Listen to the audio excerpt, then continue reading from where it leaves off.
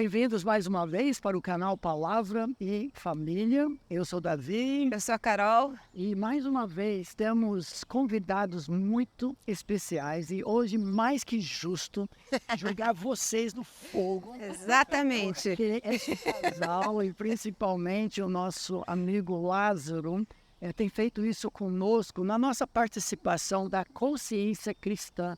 A cada ano, no Carnaval, lá em Campina Grande, um evento tremendo, até 10 mil pessoas participando, e já fez com que nós fizéssemos entrevistas diante de muita gente. Sobrou para você. E agora a Michele, a esposa dele, vai sofrer um pouco conosco.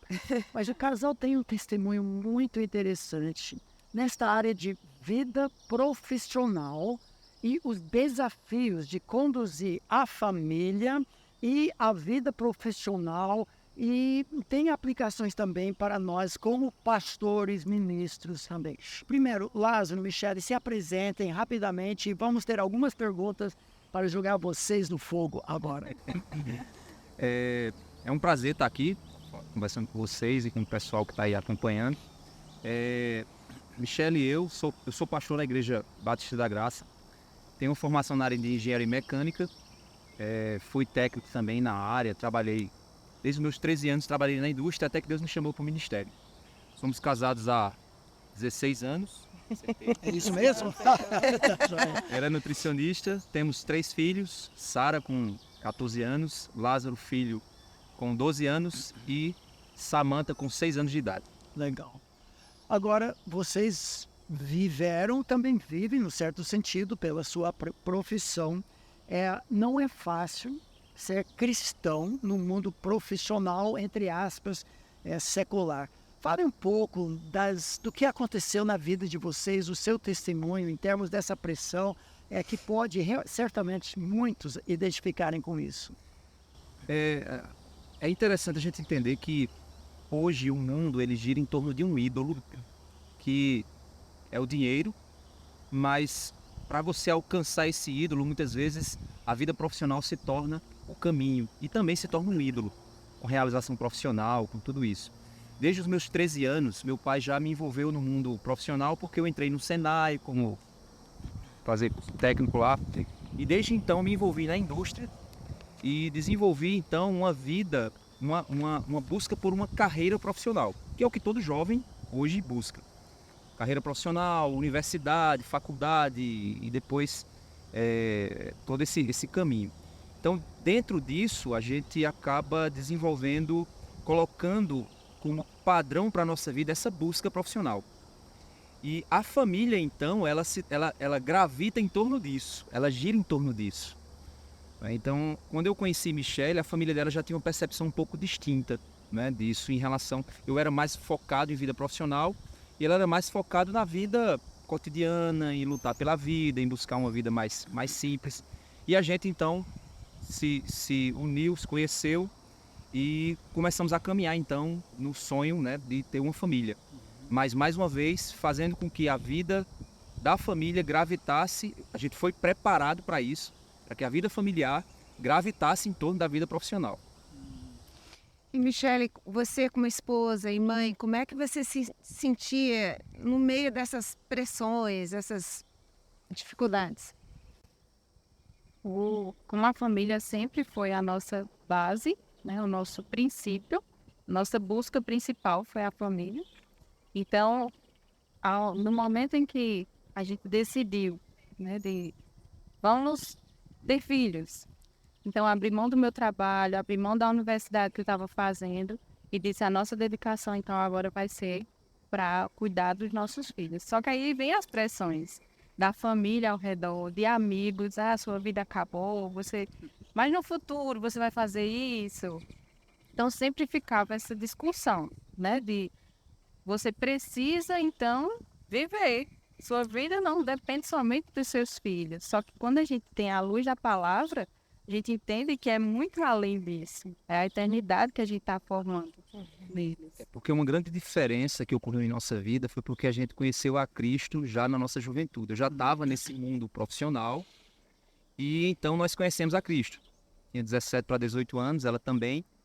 E aí a gente entendeu de fato que a vida ela tem que o maior legado que alguém pode deixar na vida são filhos que obedeçam ao Senhor. Isso é o maior legado. Então, no lugar de você ter uma vida profissional, onde a sua família gravita, fica girando em torno da sua vida profissional, a gente começou a perceber que não era bem assim. E que, na realidade, a família é esse grande legado. E o que acontece é que a vida profissional passa a ser uma ferramenta apenas de provisão, não uma ferramenta de você buscar identidade. Isso acaba afetando a questão de aceitar ou não convites, promoções, transferências. Não é só quanta projeção, quanto dinheiro. Isso. De fato, nós temos que avaliar o que isso vai significar para a nossa família, para o bem-estar, para a educação, para tudo isso, né? Exato. Quando eu antes de terminar meu curso de engenharia, inclusive as nossas decisões giraram muito em torno disso. Acho que é interessante até a gente pontuar, né, algumas delas, para o pessoal entender como é que a gente exemplifica esse entendimento. Quando eu terminei meu curso de engenharia, eu trabalhava como professor no Senai. E ela, então, cursava licenciatura em inglês. E nós, então, casamos. E quando, então, nós completamos mais ou menos 2 anos de casado, a gente decidiu iniciar o processo com filhos, né? Ter filhos. A gente nunca colocou aquela ideia de dizer assim, só vou ter filho quando eu tiver uma condição X. Porque a gente sempre entendeu que essa condição nunca vai existir, porque o ídolo do coração é esse, né? Sempre querer algo para se apoiar. E a gente entendeu, então, que não era assim. Então, quando decidimos ter a Sara, né, a nossa primeira filha, a gente percebeu, então, que a nossa rotina tinha que mudar. Ela, então, antes de concluir o curso de engenharia, eu precisava focar mais, porque a gente precisava melhorar um pouco a nossa condição financeira. Eu sabia que se eu terminasse engenharia, eu teria uma chance e uma melhoria. E ela, então, entendeu que tinha que sair do curso dela. Mas a gente saiu com a seguinte estratégia. Ela vai sair do curso, eu vou focar na engenharia, vou concluir. Quando eu concluir e a gente tiver uma condição determinada, e os filhos também, aí ela volta a estudar. Então a gente fez esse jogo. Foi exatamente o que aconteceu. Eu concluí, aí foi quando Deus nos levou para Minas Gerais, a empresa que eu me tornei funcionário, me levou para Minas Gerais. Foi uma preocupação muito grande minha, porque eu pensava assim, meu Deus, como é que eu vou pegar minha família agora e levar para um canto que eu não sei, que eu não conheço? E isso foram... Ou seja, sempre a gente pesava em torno do que a gente poderia fazer para suprir a nossa família da melhor forma. Não financeiramente, mas em condições que a gente pudesse construir um legado através dos nossos filhos. E agora vocês estão no ministério. E o ministério também tem alguns dos mesmos desafios, né? Talvez vocês estão mais focados agora na obra do Senhor, mas pode tirar de longe da família também, né? Então, como equilibrar agora a família, negócio, família, ministério? Quais são alguns princípios que norteiam vocês? Quando finalizei o curso, né, de nutrição, eles já eram maiores. Fui, então, fazer a universidade no período em que eles estavam na escola, então não tinha choque, né, de não contato. E quando eu faz 5 anos que atuo na área, e nesses 5 anos, sempre a mesma ideia. Faça concurso público para você ter segurança. Atue em um consultório. Essa pressão, né, que o mundo Isso, faz. atue em um consultório que você tenha a segurança de ficar por lá. Mas eu decidi, né, juntamente com ele, que não, porque eu preciso ficar independente para que eu possa ajudá-lo, auxiliá-lo e ajudar os meus filhos também no desenvolvimento deles. Então, hoje eu atuo como nutricionista, mas eu faço o meu horário. Independente, né, ele precisa fazer alguma visita, algum aconselhamento, dentro do ministério a gente está junto. Então, a barreira da profissão não impede do meu apoio a estar junto com ele no ministério. É um ponto, até para o pessoal entender, né? Deus me chamou para o ministério, então eu já estava como gerente no multinacional. Tinha galgado toda aquela pressão que na vida a gente... você tem que crescer, tem que crescer. E quando Deus me chamou para o ministério, então eu decidi que eu tinha que seguir o que Deus havia determinado. Mas, mais uma vez, sempre pensando de que forma a família poderia... de que forma esse ministério poderia servir a minha família. Né? E não o contrário. Porque senão o ministério também se torna um ídolo. Você profissionaliza o ministério e você começa então a a ter o mesmo comportamento que você tem secularmente, você vai ter dentro do ministério. Então, por isso que ela optou por uma área onde ela tivesse uma maior liberdade, para apoiar o ministério, apoiar o meu ministério, e ao mesmo tempo também a gente juntos poder, de fato, dar continuidade ao apoio que a gente já dava à nossa família. Mas que, de fato, essa pressão ela sempre existe, de você ter uma melhoria profissional, de você buscar um concurso, de você... E principalmente a pressão sobre a mulher ela é muito forte, porque é sempre dito aquela coisa: se você não se profissionalizar, você vai ficar dependente de homem.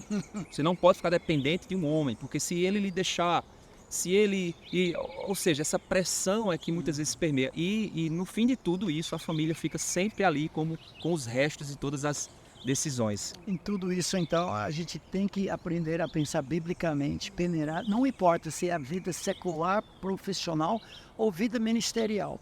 Não é o ministério, não é a profissão que é o nosso Deus e não é nossa família também. Tudo gira em torno de Jesus, a sua palavra, o seu reino. Mas nós precisamos avaliar diante de Deus com uma cosmovisão bíblica se o que o mundo está falando é o que Deus fala. Muito obrigado, Lázaro, Michele, pelo seu tempo junto conosco. Estaremos juntos de novo, Deus permitindo, na Consciência Cristã no Carnaval de 2024. Um grande abraço para vocês e para todos vocês também.